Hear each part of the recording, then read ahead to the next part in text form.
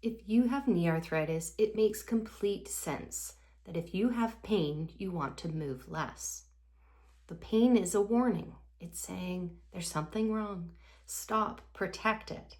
But here's the problem. When you stop moving, you actually become weaker, stiffer, and more painful. So in this video, I want to explain to you why taking it too easy can actually make your knee pain worse and explain what's happening in the pain weakness cycle. Hi, I'm Lindsay Warwick, a physiotherapist and knee pain relief expert. I help people build strength, relieve their pain, and get confident with everyday activities again. If your knee has been more painful, feeling less reliable, and that you've lost confidence in it, then this video is for you. Because many people think that doing less is the solution, but doing less is actually the thing that's keeping them stuck. I am not saying that you should be pushing through extreme pain, but what I am saying is that complete rest and avoidance is one of the root causes of ongoing pain and weakness. Rest is not the answer for an arthritic knee, and here's why. The problem is the pain doesn't actually come from the joint itself. A lot of what makes your knee feel worse is from what's happening around the knee when you stop moving. Your muscles get weaker, your joint gets stiffer, your balance gets worse, your confidence drops, and everyday movements feel harder to do. So now it has even less support than it had before. Think of the muscles around the knee like a shock absorber in your car. When they're working well, they smooth out the ride. They absorb the bumps so that you have a comfortable drive. But when those shock absorbers are worn out, you feel every little bump on the road. That's what can happen with knee arthritis. If the muscles around the knee get weaker, the joint has less support. So everyday activities feel more challenging, more painful, and make it so that you find that at the end of the day, you're more exhausted from just day-to-day tasks. So when your knee hurts, you do less. And this is where the downward spiral of weakness and pain starts. It gets stiffer. It's harder to manage things like stairs, getting up from a chair, getting down to the floor, or things that you took for granted even just a few months ago. And because you do these activities less, the muscles aren't conditioned and ready to do them, so they get weaker. And if it feels harder to do them, you do them even less, leading to further weakness and avoidance. So now your knee has less support and it feels weaker and more painful. So here's the cycle. The pain leads to avoidance. Avoidance leads to weakness. Weakness leads to more pain, leads to avoidance, and the circle and cycle continues.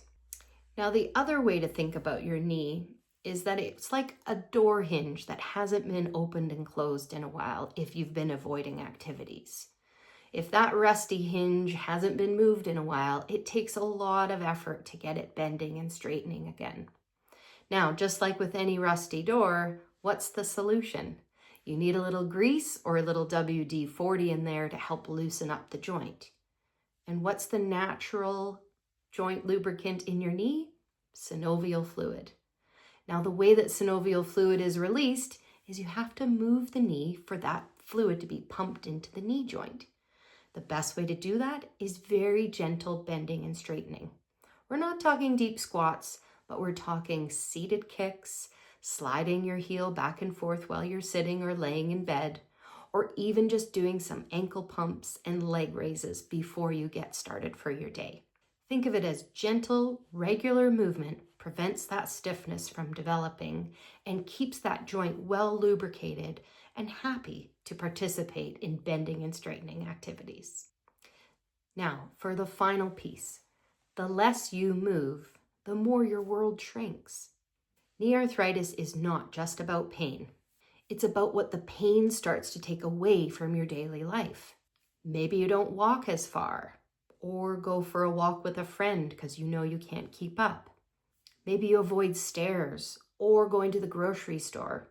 Then you stop going on outings with friends, traveling, engaging in family activities, going to the park, getting on the ground to garden or play with your grandkids. Little by little, things get harder and harder to do.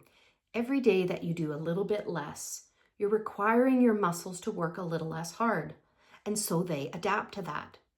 They learn that they don't really need to work very much each day. So on a day where you do perform a little bit more than what you're used to, you feel exhausted. Your knee is feeling swollen and painful. And then you say, see, that's exactly why I shouldn't be doing those activities anymore. And it's not because you're lazy or that you don't like to exercise. Your brain is telling you, if I do these things, then I suffer afterwards. It's like your battery is getting slowly drained with less and less activity, and you need a good way to charge it without increasing your pain. This is why figuring out what works for you now and not 6 months from now is so important. Imagine if you did less and less over the coming months, how much weaker, more painful, and stiffer your knee would become. It's time to reverse that cycle. Start doing light, gentle activity to help reverse the deconditioning that's happening at your knee. That's why solving this problem matters so much now and not 6 months from now. Because the longer you stay stuck in the pain cycle, the weaker you'll become, the more painful your knee will be, and the stiffer and harder daily tasks will become. For some people, that means fear of movement, less independence, more frustration, gaining weight from inactivity, anxiety about the future, and wondering if surgery is their inevitable future. Knee arthritis can become like a snowball rolling downhill. Initially, the pain just starts with a few little activities, but over time, if you don't address the underlying weakness, the pain becomes more and more prominent in everyday activities. It gathers more stiffness, more weakness, more pain. And suddenly, things that started as just a sore knee now limit everything you do. That's why it matters to interrupt the cycle early. Now, I want to be clear. This doesn't mean I want you to start doing intense daily workouts for hours at a time. The answer is not to force your way through pain. And it is not random exercises off the internet. The answer is the right kind of movement, targeting the right muscles in the right order. You want movements that help reduce stiffness, build strength, stability, and confidence. You need activities that build strength and support around the knee to increase that shock absorber effect so that everyday activities feel less and less painful. You want to engage in activities that builds your confidence and lets you trust your knee again.